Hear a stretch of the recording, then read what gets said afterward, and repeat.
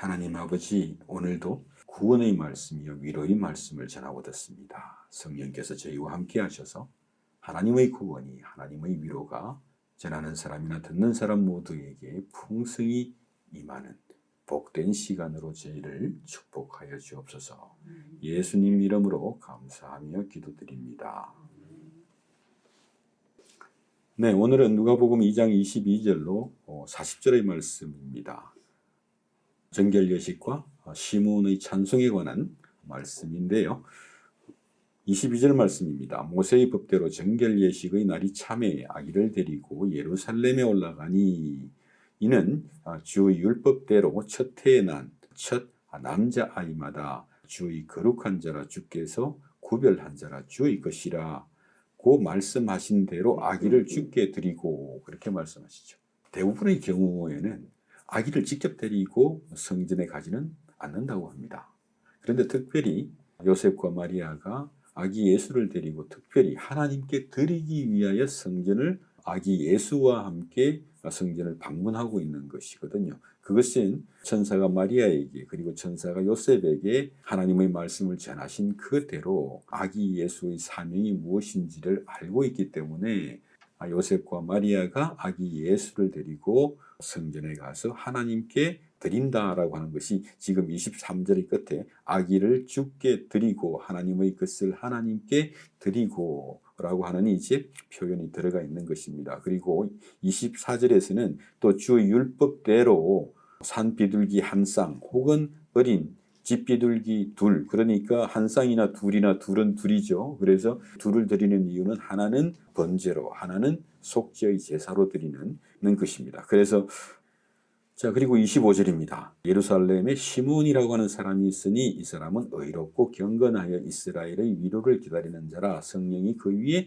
계시더라. 시므온이라고 하는 사람은 의롭고 경건한 사람이다. 왜냐하면 이스라엘의 위로를 기다리기 때문이고, 또 그로 말미암아 성령이 그와 함께 하시더라. 이렇게 풀어서 그렇게 이제 해석할 수도 있습니다. 의롭고 경건하다라고 하는 말은 그저 어떤 성경적인 표현이고 특별한 사람들을 향해 붙여주는 어떤 칭찬의 말이 아니라 성도들의 본분이 의롭고 경건한 것이고, 성도들의 본분이 의롭고 경건하기 때문에 의롭고 경건하고자 힘을 쓰는 것인데, 이 의롭고 경건하다고 하는 말이 주는 뉘앙스가 이미 이렇게 조금씩 뒤틀려 있는 것 같은 그런 생각을 합니다. 그래서 의롭고 경건하다라고 하는 게 왜 우리의 본분이 되며 우리의 본질이 되며 그것을 왜 우리가 지키고 붙잡기 위해서 애쓰고 힘써야 되는 건지, 그러니까 이 의롭고 경건하다고 하는 말 자체를 오해를 내버리면 의롭고 경건하다고 하는 이 말이 주고 있는 모든 성도들의 본성과 본질과 또한 이 어떤 세상 속에서의 책임 같은 것들이 다 헝클어져 버리지 않겠습니까? 그러니까 의롭다고 하는 것은 하나님의 약속이, 하나님께서 우리에게 언약한 것을 하나님께서 반드시 성취하신다라고 하는 그 믿음을 의롭다고 하는 것이거든요. 그러니까 하나님께서 약속하신 대로 정말 그리스도를 보내셔서 그리스도 안에서 이스라엘을 구원하시고 이스라엘을 위로하실 것이라고 하는 그 약속을 믿는 것, 그것이 바로 의롭다라고 하는 것이고요. 이것이 이제 마리아에게로 가면 하나님께서 내게 말씀하신 그것이 내게 이루어질 줄 믿나이다. 정말 황당한 말인데, 처녀가 아이를 낳고 그 아이의 이름을 예수라고 하고, 그리고 그 아이가 바로 이스라엘을 구속할 자여 이스라엘의 영원한 왕이다라고 하는 도무지 이해할 수 없는 말인데, 하나님께서 내게 말씀하셨기 때문에 하나님께서 말씀하신 것이 내게 이루어지리이다. 그것을 믿음이라고 하고 그것을 하나님이 의롭다고 하시는 것이죠. 그러니까 이 믿음이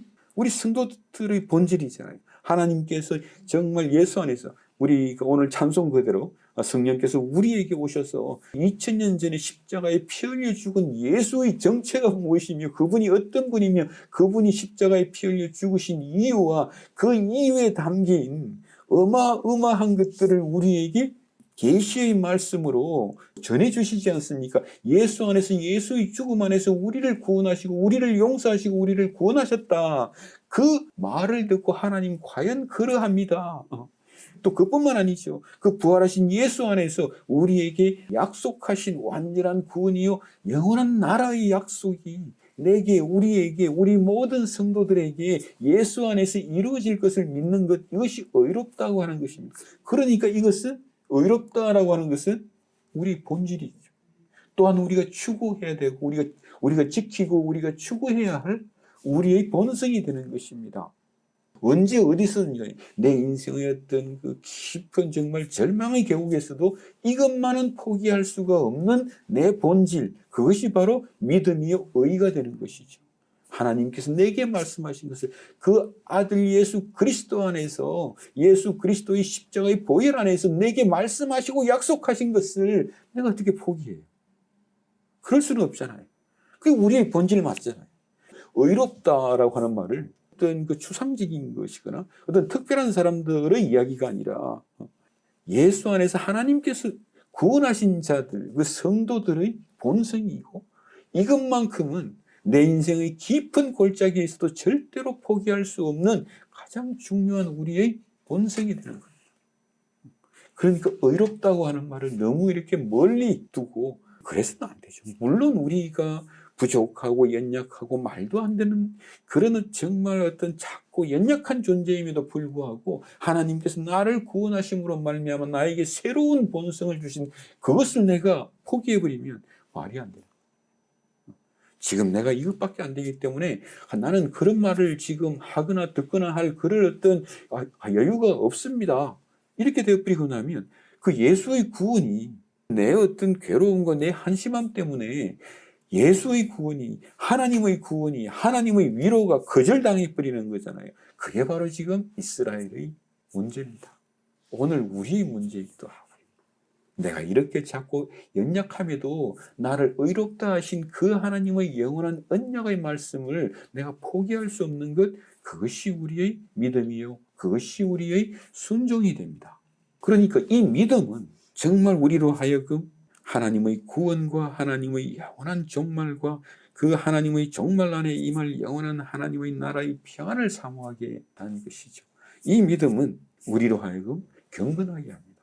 경건하다라고 하는 말은 믿음으로 말미암은 소망을 얘기하는 거예요. 하나님께서 우리에게 약속하신 것을 바라고 기다리는 것, 이 소망과 기다림, 이 기다림은 또한 인내이기도 하죠. 이 소망과 인내를 가지고 산다라고 하는 것을 경건한 삶이다. 그래서 베드로 전서에 가면 경건을 위한 모든 것을 주셨다. 그때 경건을 위한 모든 것이라고 하는 것은 바로 믿음의 주요, 믿음의 주로 말미암은 영원한 소망의 근거를, 확고한 근거를 너희에게 주셨다라고 말씀하시는 거거든요. 그러니까 의롭고 경건한 자, 하나님의 말씀이 우리에게 이 세상에 온전히 이루어질 것을 믿는 믿음으로 말미암아 우리가 하나님의 약속을 바라고 기다리는 사람들이라면 이 세상을 어떻게 살겠습니까? 그래서 베드로는 이 세상의 나그네라고 하고, 또한 나그네이면서도 이 세상에 대한 사랑과 책임을 가진 그런 사람들이 되는 것이죠. 그래서 너희는 이 세상의 빛이요 이 세상의 소금이라고 말씀하신 것이고요. 이것을 또한 마리아의 찬송을 통해서는 하나님을 두려워하는 자에게 임하는 하나님의 풍성한 자비가 됩니다.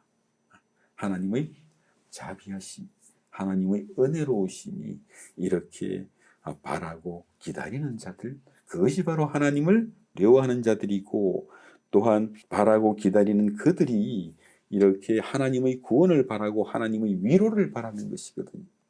그 하나님의 구원과 하나님의 위로를 바라고 기다리는 자들이 바로 계시록에서 이야기했던 세상을 이기는 자들인 것이죠.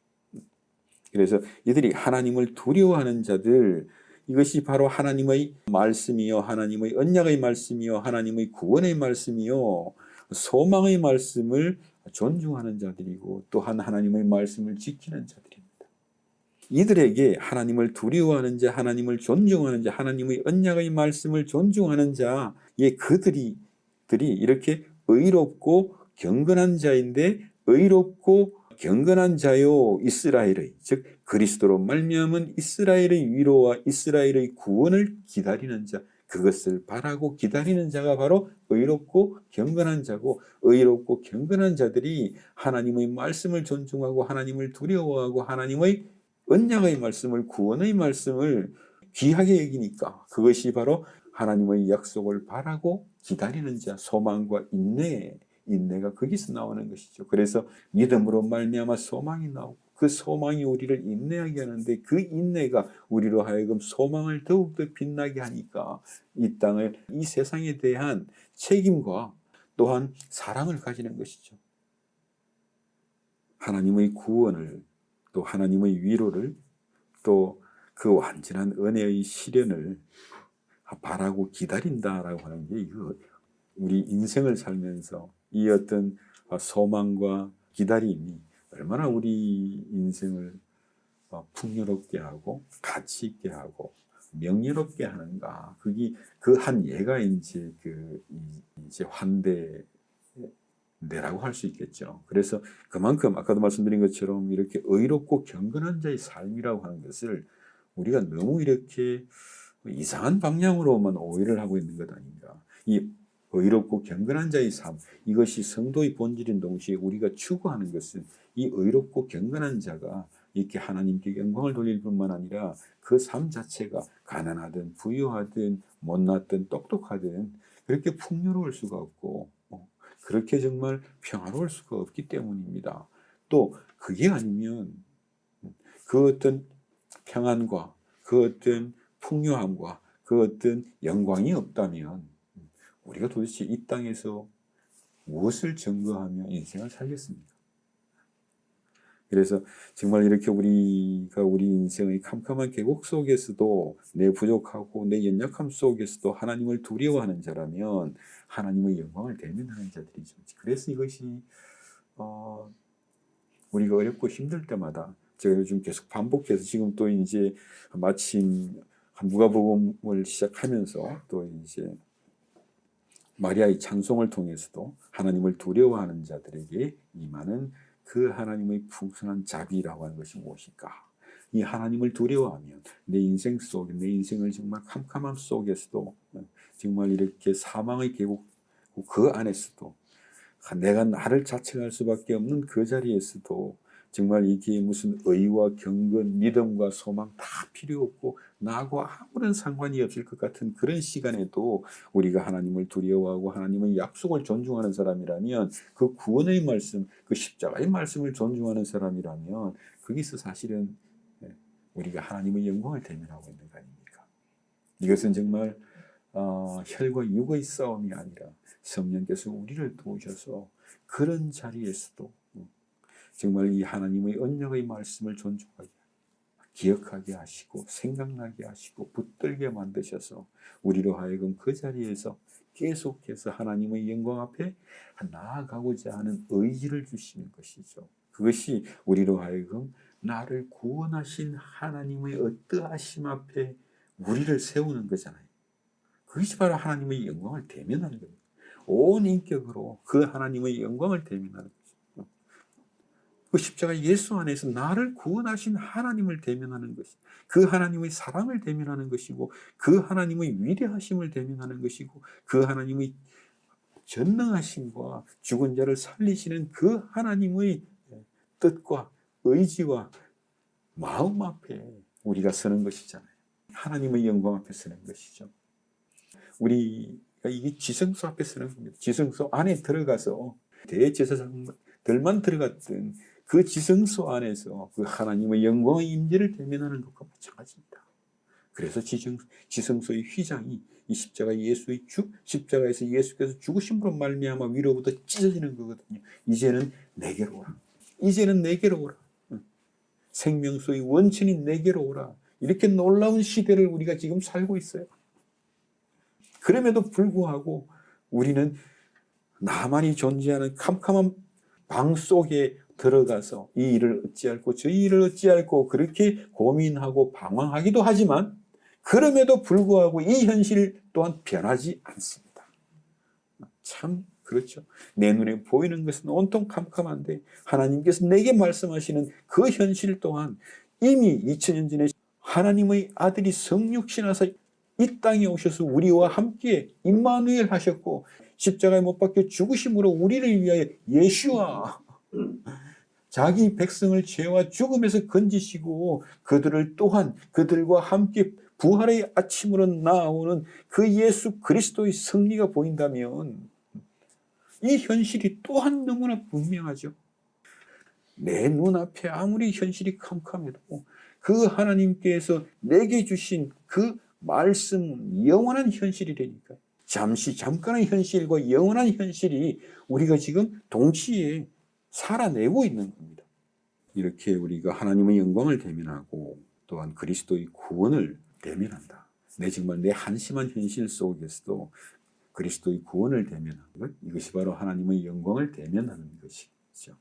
이렇게 하나님의 영광을 대면하고 하나님의 구원을 대면하는 자들, 이들이 바로 지금 이제 시므온처럼 말이죠, 의롭고 경건한 자들이고, 이들이 바로 하나님의 구원과 하나님의 위로를 바라며 기다리는 자인데, 이렇게 바라고 기다리는 자들에게 임하는 것이 있습니다.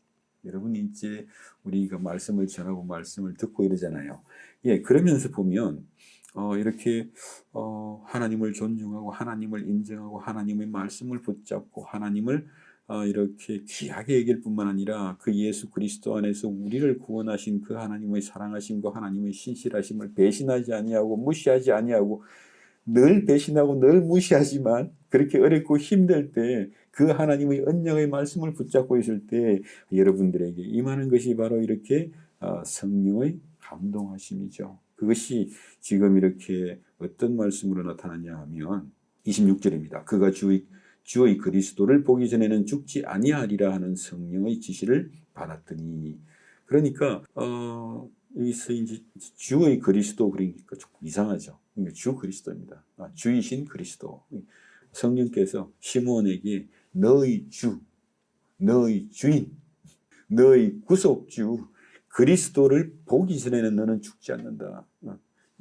예, 이제 이런 어떤 분명한 메시지를 받게 되는 것이죠. 이것이 여러분은 어떻습니까? 이렇게 우리 하나님을 두려워하고 하나님을 존중하며 그 하나님의 영광을 대면 나를 구원하신 예수 그리스도 안에서 나를 구원하신 그 하나님의 속성의 영광, 그분의 아름다움과 그분의 신실하심과 그분의 자비하심을 대면하면 그 속에서 정말 성령의 확실한 메시지가 우리에게 주어집니다. 그러니까 지금 시므온에게는 어떤 그 인생의 목적과 인생의 가치가 분명하게 주어지죠. 너의 사명은 이거야.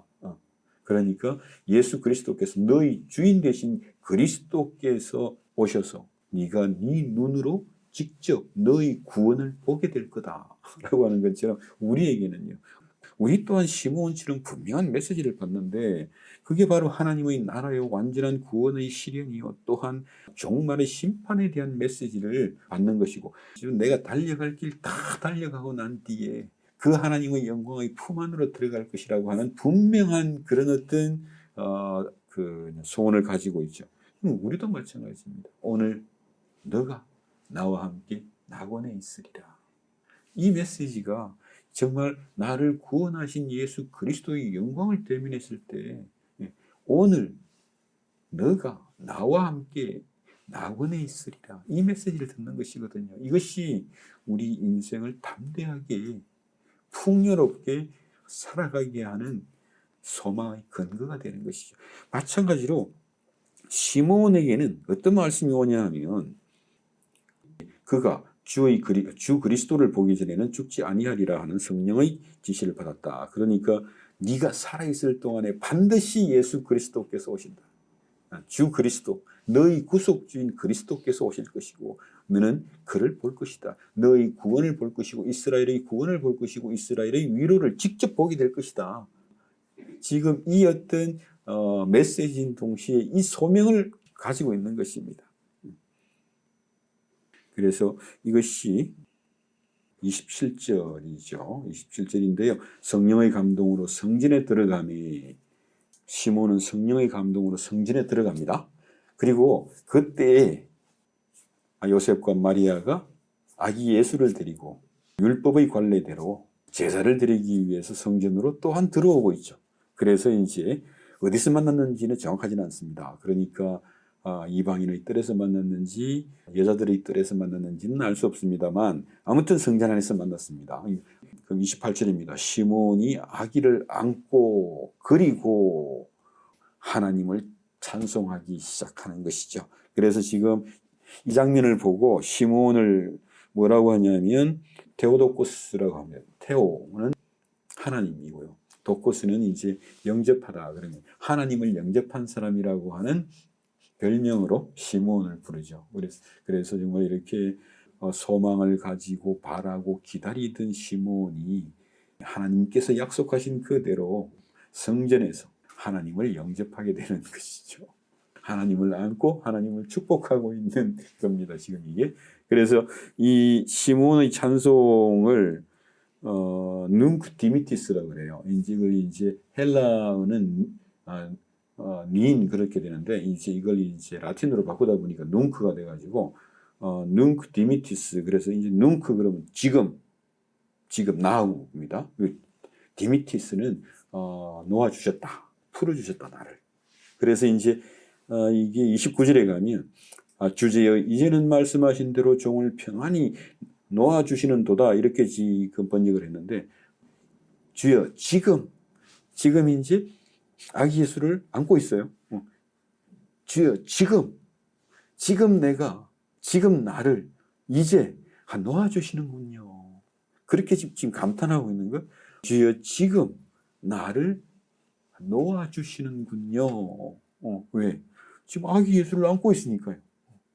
바로 이 아기 예수를 이스라엘의 위로요, 이스라엘의 구원을 기다리고 있었거든요. 죽기 전에 반드시 볼 거라고 했거든요. 그러니까 그 아기 예수를 안고 하나님 내가 이제 당신께서 우리에게 주신 이스라엘의 위로요, 이스라엘의 구원 그리스도를 보고 있습니다. 내가 이제 하나님께서 내게 말씀하셨고 내게 사명을 주신 대로 내가 바라고 기다리는 자로 기다렸더니 성전 안에서 드디어 봤습니다. 그래서 지금 이게 눅 디미티스 그러면 지금 내가 뭐라고 번역하기가 참 힘들죠. 지금 나를 놓아주셨습니다. 지금 내 어떤 물론 여기에는 여러 가지 의미가 있습니다. 그러니까 이것을 비유로 말씀하면 이렇습니다. 그러니까 임무를 다한 파수꾼이, 그러니까 밤새 망루에서 성을 지키고 있었던 파수꾼이 아침이 되고 해가 떠오르면서 임무를 다 마치고 평안히 집으로 돌아가는 그런 모습, 그것을 지금 이제 나를 놓아주시는군요 라고 하는 그 한마디에 포함되어 있는 것입니다. 그래서 그리스도를 볼 것이라고 했고, 그래서 기다렸고, 그래서 그리스도를 보았고, 내가 그리스도를 보았다. 하나님께서 약속하신 이스라엘의 위로를 보았고 이스라엘의 구원을 봤다. 그래서 뒤에 보면 내 눈이 주의 구원을 보았사오니 이제 그리고 31절 이는 모든 사람을 위하여 예비하신 것이요 모든 사람 앞에 모든 사람들의 얼굴 앞에 하나님께서 예비하시고 보여주시는 것이요 이방을 비추는 빛이요 주의 백성 이스라엘의 영광이니이다. 이것이 바로 찬송이거든요. 이것이 지금 누가복음에 나오는 네 번째 찬송입니다. 마리아의 찬송, 샤가랴의 찬송, 하늘의 천군 천사들의 어마어마한 찬송.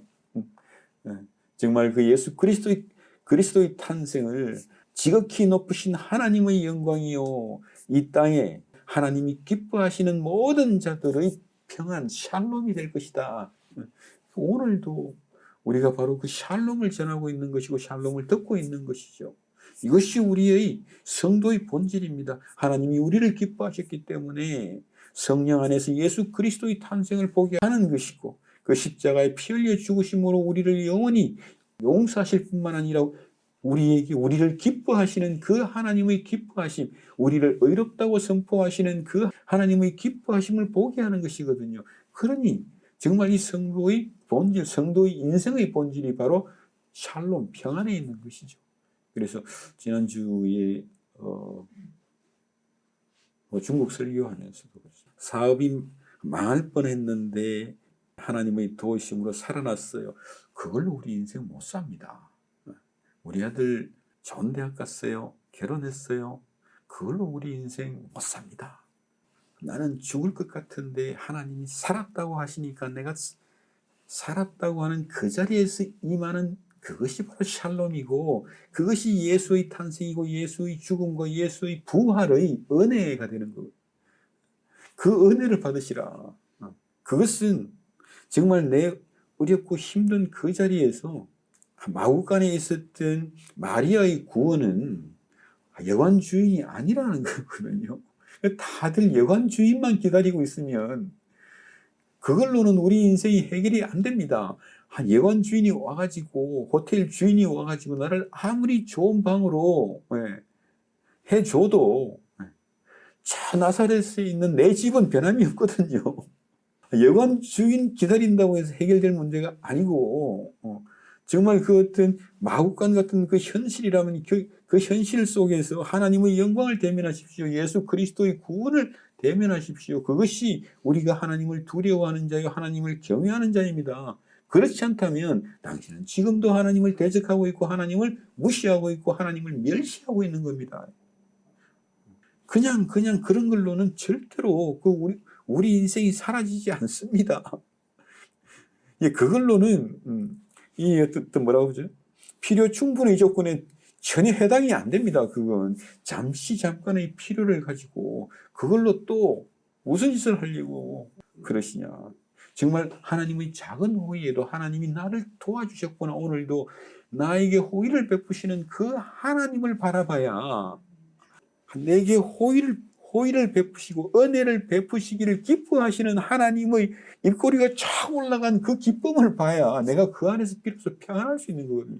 그래야 내 인생의 캄캄한 사망의 골짜기에서도 노래 부르며 찬송 부르며 걸어갈 수가 있고, 내 원수들 앞에서도 상을 베푸시는 그 하나님의 은혜를 기꺼이 평안히 먹을 수가 있는 것이지, 그게 아니면 그 원수 때문에 하나님께서 내게 베풀어 주신 상을 늘 차고 다니는 거예요. 평생 차고 다니는 거예요. 그래서 말씀드렸습니다. 내 눈이 주의 구원을 보았고, 지금 이 시몬의 기쁨이 오늘날 우리 모든 성도들의 기쁨 아닙니까? 내 눈이 정말 오늘 우리 찬송 그대로 우리가 주를 아는 사람들이 아니거든요. 우리가 다 이방인들이잖아요. 아니, 태어날 때부터 주를 알면서 태어난 사람이 어디 있습니까? 그런 사람은 없죠. 하나님을 알지도 못했고 악한 정말 죄인들이 그 성령께서 우리를 인도하신 그 은혜로 말미암아 예수 그리스도를 알게 되고 하나님의 거룩한 존재하심과 그 하나님께서 우리를 위하여 그 아들을 이 땅에 보내셔서 우리에게 이루 말할 수 없는 은혜, 그 아들의 죽음과 그 아들의 부활 안에서 우리를 용서하시고 우리를 받으시고 우리를 기뻐하시고 우리를 의롭다 하시고 끝내 우리를 부활하신 예수의 형상을 주실 그 하나님의 언약의 말씀을 우리가 기다리는 자요 소망하는 자들이 아닙니까? 그러니 우리는 시몬보다 한 걸음 더 나아가서 네가 죽기 전에 반드시 그리스도를 볼 것이다. 우리에게는 네가 오늘 나와 함께 낙원에 있으리라. 이것이 바울의 가면입니다. 내 인생의 달려갈 길, 믿음과 소망과 헌신으로 달려갈 길 다 달려간 후에 내가 지금 이 땅에서 아무리 고생을 해도 하나님의 영광이 나를 기다리고 있기 때문에 지금 여기서 어떻게 하면 한 끼를 더 먹을까, 그런 건 관심도 없다. 그것이 바로 가치의 기준이고 가치관이고 세계관이거든요. 한 끼를 더 맛있게 먹기 위해서 인생을 사는 사람들인데 오늘 아침에 뭘 먹을지 점심에 뭘 먹을지 관심이 없고, 그죠? 정말 우리 하나님을 위하여 하나님을 사랑하고 하나님을 위하여 하나님을 찬송하고 하나님을 기뻐하고 그 하나님을 증거하는 일에 내게 주신 사명을 다하는 것, 그것 말고는 관심이 없죠. 얼마 전에도 또 한 번 그런 말씀을 드린 적이 있습니다. 이 오늘이라고 하는, 지금이라고 하는 시간을 넘어, 지금 내게 귀중한 것, 지금 내게 필요한 것, 지금 내게 가치 있는 것, 지금이라고 하는 시간을 넘어 시간을 지나도 없어지지 않을 영원한 가치가 뭔가요? 뭐 컬리라고 하는 회사에서는 오늘 한 끼가 중요하다 그러죠. 우리에게는 오늘 한 끼를 넘어, 정말 오늘이라고 하는 시간을 넘어, 내가 지금 그건 몸이 아프다라고 하는 내 현실을 넘어 그 시간을 이기는 가치가 뭐냐고. 그것이 바로 우리가 믿고 소망하는 것 아닙니까? 그것은 변함이 없거든요. 언제 이제 어떤 방송을 보다가 그러더라고요. 가우디라고 하는 사람이 바르셀로나에 그 어마어마한 파밀리에라고 하는 성당과 또 그리고 아파트 같은 것들을 이제 건축을 하면서 그 시의 행정당국하고 계속 부딪히고 그리고 뒤에서 지원하는 스폰서하고도 계속 이제 부딪혔대요. 그러면서 그것을 해설하는 사람의 해설이 참 재밌었습니다. 그 당시에 보면 돈도 중요했고 시당국의 행정 규칙을 지키는 것도 중요했는데 결국은 그 모든 시간을 이기고 살아남은 것은 가우디의 작품이었다. 그렇게 이야기하거든요. 우리 인생의 가치가 바로 그런 거예요. 이 십자가 예수 안에서 우리에게 주신 그 구원의 가치라고 하는 것은 시간을 뛰어넘는 것. 그래서 그 이제 해설하는 분이 그러더라고요. 지금 내가 강조하고 주장하고 떠들고 싸우는 그 어떤 가치가 정말 시간이 지나도 또 계속되는 건가? 한번 생각을 하고 인생을 살자.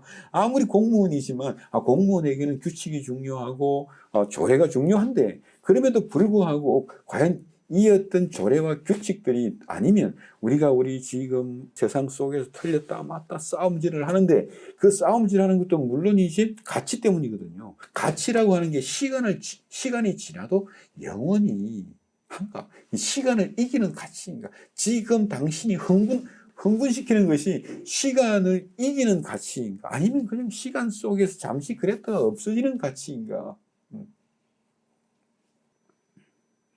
우리가 이게 눅 디미티스, 그러니까 이제 지금 나를 놓아주십니다 라고 하는 이 시몬의 찬송을 보면서 정말 그렇습니다. 예수 그리스도의 구원을 보는 사람들의 그 기쁨이 시몬에게 샬롬이 되었듯이 정말 천사들의 찬송 그대로 하나님의 영광을 본 사람들, 그 하나님의 영광이 어디 있습니까?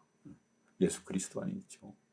그분의 성육신에 있고 그분의 죽으심과 부활과 그분의 말씀과 행동 속에 하나님의 영광이, 그 하나님의 영광을 본 자들, 하나님의 구원을 본 자들, 하나님의 위로를 받은 자들, 그들에게 임하는 것이 바로 평화, 샬롬이 됩니다. 그래서 천사들의 그 짤막한 한마디의 어떤 찬송, 지극히 높으신 하나님께 영광이요.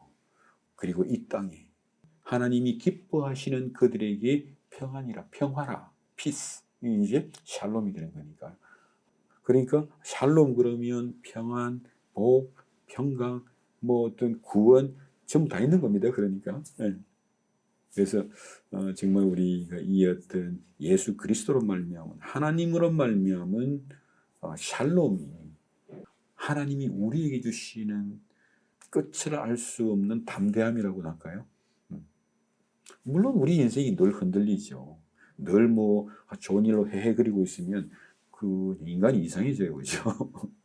어렵기도 하고 넘어지기도 하고 때로는 내가 이게 뭔가 싶을 때도 있어요.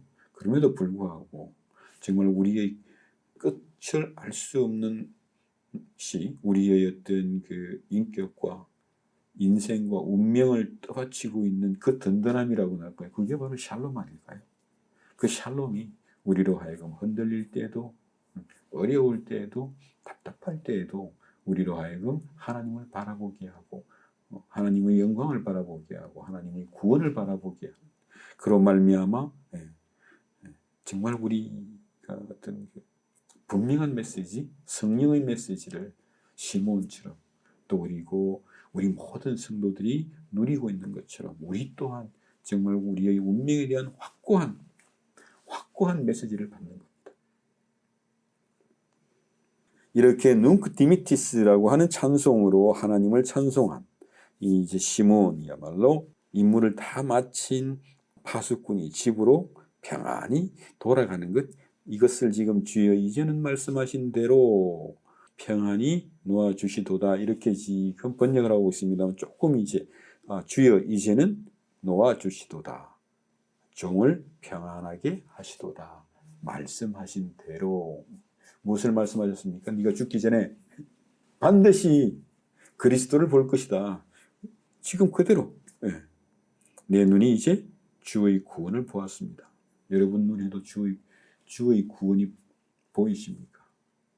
이것이 우리를 위로하시는 하나님의 위로입니다. 우리 영혼의 위로. 정말 이 거짓으로부터 우리를 풀어내시는 하나님의 위로.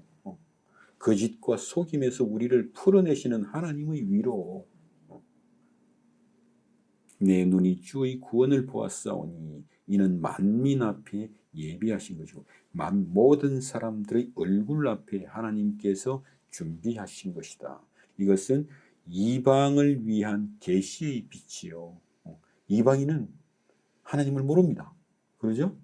그 이방인을 위해서 계시의 빛으로 주신 것이 바로 예수 그리스도죠. 그래서 우리는 예수 그리스도로 말미암아 구약에서 말씀하신 그 하나님의 역사를 비로소 알게 되는 것이죠. 그래서 지금 이렇게 누가복음이 너무나 친절하게 이방인들을 위해서 세례 요한의 이야기를 이렇게 상세하게 하는 것은 그 안에 구약의 모든 역사가 압축되어 있기 때문에 예수님이 모든 선지자들 중에서 최고의 선지자는 요한이라고.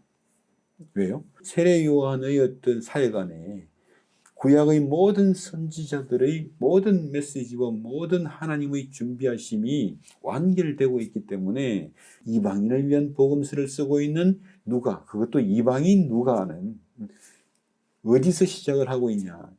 천사가 사가랴를 찾아가는 그 장면에서 복음의 시작을 하고 있는. 그래서 이제 공생의 시작이 아니고 누가는 이방인들을 위해서 저 앞에까지 끌고 나가면서 보라, 이스라엘에게 약속하신 것이 예수 그리스도 안에서 어떻게 완성되고 성취되고 있는지를 보라고 말씀하시는 거예요. 그것도 너무나 친절하게 정말 예수를 앞서서 그 하나님의 은혜를 앞서서 하나님의 은혜를 예고하는 사람으로 요한을 세우고 있는 것이죠. 그래서 이제 이렇게 우리가 지금 이렇게 이제 요한의 이야기에서 예수의 탄생 이야기까지 그렇게 지금 함께 하고 있는데요. 이제 정말 구원이 이렇게 왔구나. 이건 뭐예요? 이스라엘 민족의 구원이 아니라면 모든 민족의 구원이라고 하는 것도 허구가 되잖아요. 하나님이 이스라엘 향해서 그들에게 아브라함에게 약속하시고 다윗에게 약속하신 것을 얼마나 신실하게 성취하고 계신가 그것을 보여주고 있는 것입니다. 아브라함이 주신 언약을 이스라엘이라고 하는 혈통적 민족 안에서 어떻게 성취하시고 그것을 모든 민족을 위한 구원으로 만들어내시며 온 세계를 당신께서 피조하신 당신께서 창조하신 온 세계의 창조를 완성하시는가 그 이야기를 하고 있는 것이거든요. 내 눈이 주의 구원을 보았사오며 이는 만민 앞에 예비하신 것이요 이방을 비추는 빛이요 주의 백성 이스라엘의 영광이다. 이방을 비추는 이방을 위한 계시의 빛. 그래서 정말 요한사도의 말 그대로 우리가 예수를 보니 은혜와 진리가 충만하더라. 그 예수는 이 세상 속에서 하나님께서 장막을 치신 것 바로 임마누엘의 하나님이시다. 우리와 함께 하신 하나님이 우리와 함께 하신다. 그것이 임마누엘이고 그 예수라고 하는 이름 그대로 하나님께서 성육신하셔서 자기 백성들을 죄와 죽음에서 건져내셨다. 그것이 예수와 하셨다. 그러니까 임마누엘은 성육신하신 상태를 이야기한다 그러면 예수라고 하는 이름은 하나님께서 이 땅에 오셔서 무엇을 행하셨나 하는 것이죠.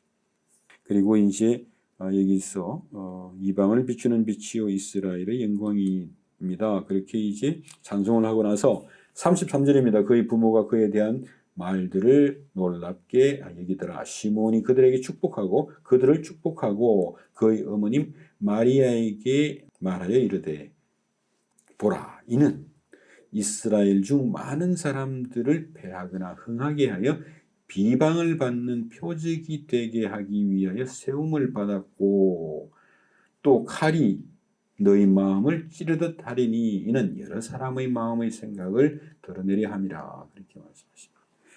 그러니까 패하거나 흥하게 하며라고 하는 것은 이스라엘 중에 어떤 사람들은 예수 그리스도로 말미암아 넘어질 것이요 어떤 사람은 일어설 것이요 어떤 사람들에게 예수 그리스도는 걸림돌이 될 것이고 어떤 사람들에게는 그들의 영혼의 모퉁이 돌이 되겠죠. 그뿐만 아니라 그들로 말미암아 예수 그리스도를 거절하는 사람들이 나타나고 예수 그리스도를 믿는 믿음으로 말미암아 하나님과의 화해요 하나님으로부터 의롭다 하심을 인정받는 성도들이라고 하는 사람들이 여기서 시작되겠죠. 자, 이러니까 이제 그리스도께서 오심으로 말미암아 하나의 이스라엘의 분열이 생기는 겁니다. 한쪽은 거절하는 쪽이고 한쪽은 믿음으로 받아들이는 쪽이고요. 믿음으로 받아들인다기보다 믿음으로 알아가는 사람들이 생기는 거죠. 그래서 이것을 지금 그리스도를 거절하는 사람들이 예수 그리스도를 비방한다 그랬는데 이제 비방이라고 하는 말보다는 이제 대적하는 것, 예수 그리스도를 대적하는 그것이 이 사람이 이 아기 예수가 그리스도라고 하는 표적이 될 것입니다. 왜냐하면 하나님께서 그리스도를 보내심으로 말미암아 여러 사람의 마음의 생각을 드러내려 함이라. 여러 사람, 그러니까 이스라엘의 수많은 사람들의 마음의 생각, 그러니까 마음이라고 하는 것은 생각이 나오는 아주 의식의 깊은 곳을 지금 마음이라고 했고요. 그 깊은 의식 속에서 생각이 나와가지고 그 생각이 행동하게 하고 움직이게 하고 거절하게 하고 대적하게 하고 싸우게 만드는 거잖아요. 이것이 지금 그래서 이는 여러 사람의 마음의 생각을 드러내려 함이라 그렇게 말씀하십니다. 지금 이스라엘은 하나님을 알고 하나님을 섬기는 사람들이지 않습니까? 그런데 지금 하나님을 알고 하나님을 섬기고 하나님을 예배하는 사람들인데 그들에게 하나님의 말씀이 임하고 예수 그리스도께서 나타나시면 어떤 일이 생긴가 하니 그 하나님의 말씀이요 하나님의 위로요 하나님의 구원인 그리스도를 대적하기 시작한다는 것입니다. 그것처럼 참 이제 아마 이제 우리 많은 성도들이 사실은 경험하는 것인데요. 하나님을 섬기고 하나님을 알고 교회에 나와가지고 하나님의 말씀을 듣는다고 하면서 기가 막히게 예수 그리스도의 십자가에 관한 그 구원의 말씀만 쏙 빼고 다 듣더라고요. 참 신기한 일이 일어나죠. 정말 이렇게 정신을 안 차리면 전하는 사람도 듣는 사람도 가장 중요한 건 다 빼버려요. 그러니까 하나님을 섬깁시다. 하나님을 예배합시다. 하나님을 경배합시다. 하나님은 이런 분입니다. 이건 다 알아듣는데 이 예수 그리스도의 피로 말미암아 우리를 의롭다 하시고 우리를 구원하셨다고 하는 말은 전하기도 사람의 논리로는 쉽지가 않거든요. 그러니까 스펄전 목사님 같은 경우에 지금 그 120, 30년 전 이야기 아닙니까? 아니 그때도 대속의 은혜를 모르는 놈은 제발 강단에 서지 마라 그렇게 외칠 정도로 그 당시에 영국이라고 하면 그야말로 기독교의 부흥시기 아닙니까? 스펄전 목사님 때야 뭐 어마어마했죠.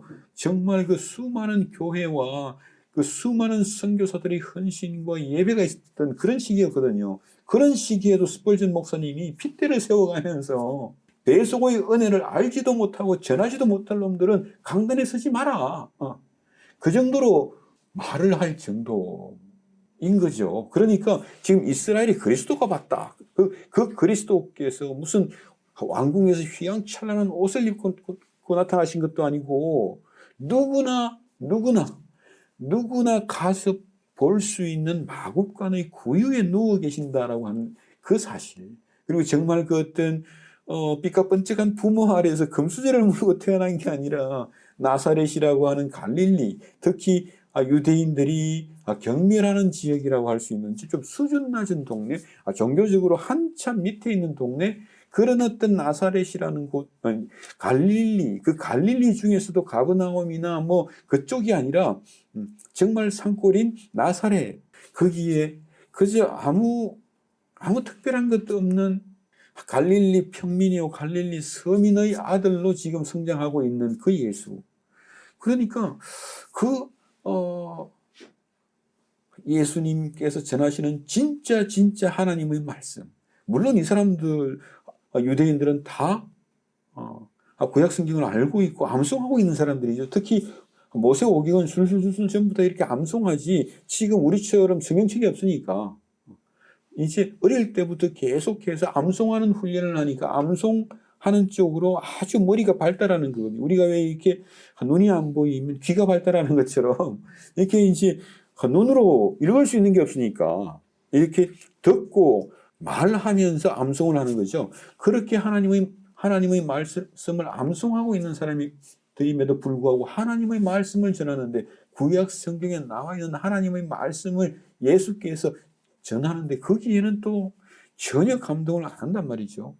참 이 어떤 우리가 하나님 이렇게 하나님을 알고 하나님을 섬긴다고 하는 이스라엘이 그리스도를 대적해버리는 것처럼 오늘날 우리도 저는 그걸 이해할 만해요. 왜냐하면 우리가 신앙생활을 하는 것도 하나님은 말하고 전하고 듣고 기도하고 예배하고 다 하는데 그리스도라고 하는 말이 나오면 갑자기 사람들이 혼란스러워하고 부담스러워하고 힘들어해요.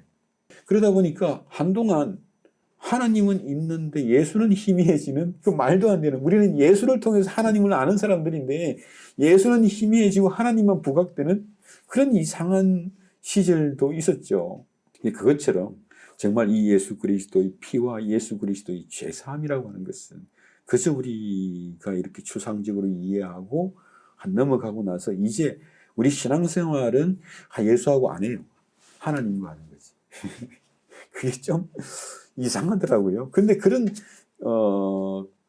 상태에서 이 정말 예수의 보혈이 계속해서 증거가 되고 대속의 은혜가 주일마다 증거가 되고 그 대속의 은혜 안에서 정말 우리의 어떤 우리의 죄를 사하시고 우리를 받아주시는 그게 아니라면 정말 내가 어렵고 힘들고 내가 나를 봤을 때 기가 막히고 더럽고 추악해서 내가 나를 쳐다보기 싫은 그때에도 예수 그리스도의 보혈에 의지해서 하나님께서 나를 용서하신 그 은혜를 붙잡고 올라가지를 못해요. 그렇게 되면 하나님의 죄사함의 은혜, 예수 그리스도로 말미암는 죄사함의 은혜라고 하는 것이 이게 우리를 얼마나 무엇을 비유할 수 있을까요? 이게 이제 우리가 흔히 찬송할 때 정말 죄를 정결케 하는 것은, 죄를 이기게 하는 것은, 죄의 얼룩을 지우는 것은, 오직 예수의 피밖에 없다. 예수의 죄사함이 그렇게 능력이 있고, 그렇게 엄청난 건데, 그것을 지나쳐버리고 나면, 그 죄사함을 이론으로만 남겨버리면, 그때부터는 예수하고 볼 일이 없거든요. 그렇게 되면 하나님밖에 없는 겁니다. 그렇게 되면 그 하나님은 관념적인 하나님이고 추상적인 하나님이에요. 십자가 예수 안에서 우리를 구속하신 하나님이 아니라면 그 하나님은 자꾸만 우상이 되는 겁니다. 그러다 보니까 지금 이스라엘의 상황을 보세요. 지금 어떤 로마의 압제 속에 있으니까 경제적으로도 궁핍하고 그뿐만 아니라 이 민족적인 자존심이 확 상해버렸죠. 또 그뿐만 아니라 내가 종교라고 하는 것도 때로는 내 어떤 자존심이 되거든요. 우리 하나님이 최고야. 그런데 사실은 내가 최고인 거예요.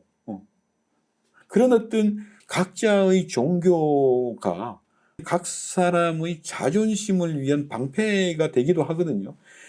그런 면에서 그런 이스라엘의 상황, 정말 그렇게 로마의 압제와 자존심이 확 상해 있는 민족적인 자존심이 상해버린 그런 상황에서 그리스도가 나타났다. 그리스도께서 오셨다. 그 그리스도는요, 이미 내가 기대하고 알고 있는 그 하나님이 아닌 겁니다. 이게 지금 시몬이 왜 우리를 향해 먼저는 이스라엘이요, 그리고 지금 모든 시대를 살고 있는 성도들에게 무엇을 증거하고 있냐. 이 의롭고 경건한 사람이다. 하나님을 기다리는 사람이라고 하는 이게 없으면 우리가요, 종말을 기다리고 죽음을 넘어 영원한 평안과 영원한 생명을 기다리는 사람들이라면 그리스도가 없으면 성립이 안 돼요. 그건 그리스도가 없다면 하나님이 뭐 나를 천국 보내주시고 그건요 그냥 추상적이고 관념적인 것이 내 정말 죽음이라고 하는 사망의 캄캄한 계곡 속에서 아무런 힘이 없습니다. 그건. 그런데 우리가 오직 내 죽음을 넘어 영원한 세계를 바라는 사람이요 하나님의 영원한 평화를 바라는 사람들이라면 그 십자가 예수 안의 그 피 흘림이 우리로 하여금 그 하나님의 영광을 보게 하는 것이거든요. 그래야지만이 비로소 시몬처럼 하나님의 분명한 메시지, 성령의 메시지를 듣는 겁니다. 오늘 네가 나와 함께 낙원에 있으리라고 하는 것이 무엇을 우리에게 약속하고 계신지를 듣게 되는 겁니다. 그게 아니면 하나님은 아무런 소용이 없습니다. 그런 하나님, 이상한 하나님, 지금 이스라엘이 바라는 하나님, 지금 이스라엘이 얼마나 절박합니까?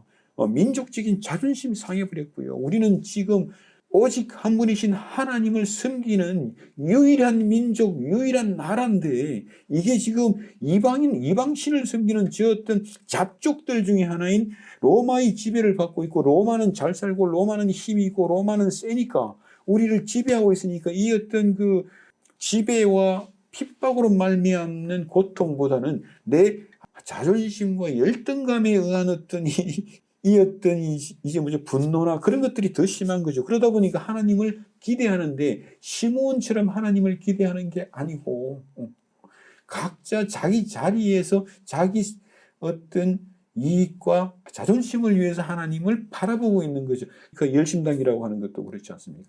결국은 이제 디도 황제에 의해서 예루살렘이 주후 70년쯤에 완전히 불타버리죠. 이제 그러고 나서 마지막까지 최후까지 남은 이스라엘 열심당의 어떤 당원들이 또 이제 피신을 해서 무슨 요새죠? 마세티 언덕인가요? 아무튼 그쪽으로 이제 피신을 가서 또 성을 쌓고 거기서 또 싸워요. 그러면서 이제 최후의 지도자의 어떤 일기라고 할까요? 그게 남아 있는데 하나님이 끝내 우리를 도와주지 아니하셨다. 우리는 이렇게 하나님을 위하여 열심으로 하나님의 영광을 위해서 내가 싸우면 하나님이 도와주실 줄 알았다. 그런데 끝내 하나님이 우리를 도와주지 아니하셨고 그 언덕에 있었던 그 요새에 있었던 모든 이스라엘 사람들은 한 사람도 남김없이 다 죽었거든요. 그것을 지금 이스라엘이 민족적인 성지라고 저렇게 이제 숭상하고 있는데 우리 기독교인의 입장에서 보면 정말 황당하다. 그래서 얼마 전에 기독교 방송에서 그것을 우리 어떤 믿음의 성지라고 해서 정말 눈앞이 캄캄하더라고요. 우리가 그 열심당의 믿음, 하나님의 도우심을 바라며 그렇게 했던 그 열심당의 그 믿음을 당신들은 우리 기독교의 믿음이라고 생각하십니까? 정말 그거 들으면서 정말 확 눈물이 났어요. 아니 그건 이스라엘 민족과 그리고 현대 이스라엘이라고 하는 국가의 성지인 건 내가 이해를 합니다. 그게 우리하고 무슨 상관이 있습니까? 그 시대에 정말 우리 기독교의 선진들은 로마에서 소아시아에서 이 예수 그리스도의 복음을 전도하고 있고 그 복음으로 말미암아 핍박받았지 그걸로 핍박받은 게 아니거든요.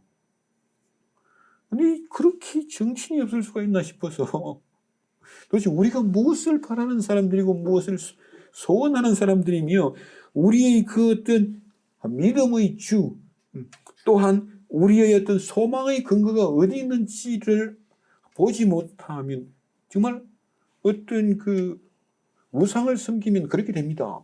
하나님이라고 하는 우상이 있고 그가 정말 살아계시고 분명히 우리 민족의 역사를 통해서 일을 하셨고 우리를 도와주셨고 우리를 보호하셨다. 그러니까 지금 우리가 이렇게 하면 그가 이렇게 할 것이다. 그 사람들이 하나님을 끌고 들어갔는데 하나님이 안 따라오신 거죠. 그런 하나님은 하나님이 아닙니다. 그걸 신앙이라고 착각해요. 내가 이렇게 교회를 열심히 하면 하나님이 도와주시겠지. 그것도 아닙니다. 우리가 정말 이렇게 우리 믿음의 근거와 우리 소망의 근거를 혼돈을 하고 있으면 정말 그렇게 어떤 무모한 일을 하는 거. 기독교에서 세상에 그 이스라엘 민족의 성지를 그게 그리스도와 무슨 상관이 있습니까? 정말 답답하더라고요. 아니 아무리 그래도 그건 아니지 않습니까? 우리가 어떻게 보면 정말 그 어떤 예수를 대적하던 자들이 마지막까지 대적하고 마지막까지 무시하고 마지막까지 외면하고 그 예수 그리스도를 따르던 우리 성도들을 핍박했던 자들의 마지막 자존심이 거기에 있는 건데요. 그 자존심을 우리 보고 배우라고요, 지금? 그럴 수는 없어요. 그래서 지금 이렇게 한쪽은 넘어지고 한쪽은 일어서는데 이걸 가지고 우리가 또 이분법으로 구분하는 것도 아닙니다. 성도와 성도 아니죠. 분명히 어떤 사람들은 넘어지고 어떤 사람들은 일어섭니다. 어떤 사람들에게 예수는 걸림돌이 되고 어떤 사람들에게 예수는 내 양심을 위해서 내 신앙을 위해서 거절하고 핍박하고 죽여야 하는 대상이 되고 또 어떤 사람들에게는 정말 예수는 우리 신앙과 하나님을 알고 하나님을 기뻐하는 우리 믿음과 소망의 근거가 되는 모퉁이 돌이 되고 그 예수 그리스도를 믿는 믿음으로 말미암아 우리가 비로소 나를 기뻐하시고 나를 좋아하시는 나 같은 걸 좋아하시는 하나님의 얼굴을 대면하게 되는 하나님의 영광을 대면하게 되는 것이니까요. 그로 인하여 그 안에서 하나님께서 내게 주시는 약속의 말씀 종말의 약속이요 심판의 약속이요 영원한 나라의 약속이요 새 예루살렘의 약속이 내 마음 안에 시몬은처럼 그렇게 정말 살아 움직이는 거거든요. 그렇다고 해서 우리가 항상 이런 사람들인가요? 아니잖아요. 분명히 두 그룹으로 쪼개지긴 하는데 그 안에서 또 다른 성령으로 말미암은 가능성이 움직이고 있는 겁니다. 예, 그러다 보니까 때로 우리 인생의 고난이 우리로 하여금 넘어지기도 하죠. 정말 이렇게 하나님이 원망스럽기도 하고 하나님이 실망스럽기도 하고 하나님이 안 계신 것 같고 하나님을 의심할 수밖에 없는 그런 상황이 오기도 하지 않습니까? 그럼에도 불구하고 그것이 넘어진 그 자리가 우리로 하여금 일어서게 하는 자리이기도 하다는 것을 우리가 아는 겁니다. 넘어진 그 자리 마구간이요 구유인데 그 마구간과 구유는 목자들이 편하게 찾아올 수 있는 곳이고 목자들에게 그 마구간과 구유는요 표적이 되는 겁니다. 예수 그리스도의 탄생의 표적이 되는 것이기도 하고 또 마구간이기 때문에 구유에 누워있기 때문에 누구든지 가서 볼 수 있는 것이고 그것이 모든 사람들의 얼굴 앞에 하나님께서 예비하신 것이요 이방을 향한 계시의 빛이요 이스라엘의 영광이다. 그렇게 말씀하시는 거예요. 정말 이렇게 계시의 빛이 비치는 곳에 하나님의 영광이 나타나는 것이고 그 하나님의 영광이 하늘의 영광이 이 땅의 평안 샬롬이 되는 것이고 그 하늘의 영광을 보는 자들만이 이 땅을 그 평안으로 샬롬으로 살아갈 수 있는 하나님의 능력을 얻는 것이기도 하죠. 마음의 생각을 드러나게 하신다. 죄를 드러나게 하시는 것이죠. 그러니까 우리 성도들에게는 이 말이 어떻게 들릴까요? 이렇게 이분법으로 딱 쪼개놓고 나는 얘기라도 정말 다행이야 그렇게 끝나는 게 아니고 어떤 찬송인가요? 정말 내가 이 십자가에 못 박힌 예수 앞에서 평생 정직하기를 원합니다. 그죠? 무슨 찬송인가요? 이게? 내가 어떤 상황에서도 이 십자가를 존중합니다. 내가 어떤 상황에서도 이 십자가만큼은 배신하지 않겠습니다. 내가 정말 어떤 상황에서도 이 십자가 앞에서 내가 정말 정직하겠습니다. 이거거든요. 지금 이 말이 어떻게 나오냐 하면 많은 사람의 마음의 생각을 드러내려 함이라. 예수 그리스도는 예수 그리스도의 존재와 예수 그리스도의 성육신과 예수 그리스도의 죽음과 부활은 그리고 예수 그리스도의 하늘의 보좌는 우리 마음 속에 있는 것을 하나님께서 다 드러내게 하시는 그러니까 우리로 하여금 죄를 드러내게 하시는 예수 그리스도는요. 그래서 내가 이 십자가에 못 박힌 예수 앞에서 정직하다고 하는 게 왜 그렇게 귀하고 아름다운지가 보이는 겁니다. 이걸 우리가 회개라고도 하죠. 왜냐하면 내가 넘어지기도 하고 때로 나는 아닌데 사실상 예수를 무시하고 하나님을 외면하고 하나님의 구원을 대적하고 있는 때가 얼마나 많은지 모릅니다. 그런 우리에게 이 십자가에 못 박힌 예수 앞에서 정말 내가 정직할 수 있다면 그것보다 더 큰 은혜는 없죠. 그래서 정말 이게 우리가 이 십자가 예수 안에서 죄사함의 은혜를 아는 사람들이라면 정말 내가 그 어떤 그 십자가의 예수, 즉 십자가를 귀하게 여기고 존중하고 하고 어떤 상황에서도 그것만큼은 내가 포기하지 않는 사람들이라면 그 앞에서 내가 정직할 수 있다는 것이 정말 이렇게 저도 오래전에 신앙생활할 때 아주 어릴 때 그랬습니다. 하나님 내가 앞으로 똑바로 하겠습니다. 그럼 하루 지나면 안 돼요. 이제 잘못했습니다. 앞으로 더욱더 열심히 하겠습니다. 또 한 이틀 지나면 안 돼요. 그렇게 몇 달을 가다가 교회 안 나갔습니다. 하나님 볼 면목이 없다. 그렇게 돼요. 내가 정말 십자가를 존중한다는 게 뭔지, 내가 십자가 앞에서 내가 정직할 수 있다고 하는 게 뭔지, 그것을 경험해 보지 못하면 내 정말 죄의 현장에서, 내 안타까운 현장에서, 내 이 꼴밖에 안 되는 내 그 현장에서 내 얼굴을 자꾸만 포장할 것이 아니라, 거기서 이유를 대고 합리화하고 정당화하고, 그게 아니라 정말 십자가 예수 앞에 설 수 있다고 하는 것. 정말 그래서 저는 이제 가사 한 구절을 딱 보면서 정말 좋다 생각이, 정말 내가 평생 이 십자가 앞에 정직하기 원합니다. 그거거든요.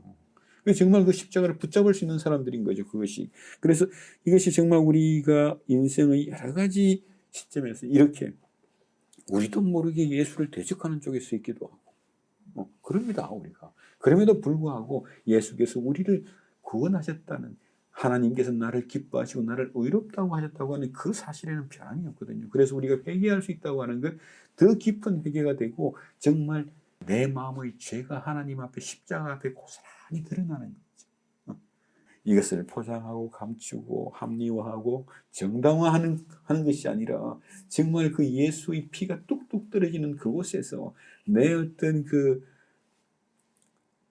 생각들의 원천인 마음, 그 마음에 있는 죄가 드러나는 겁니다.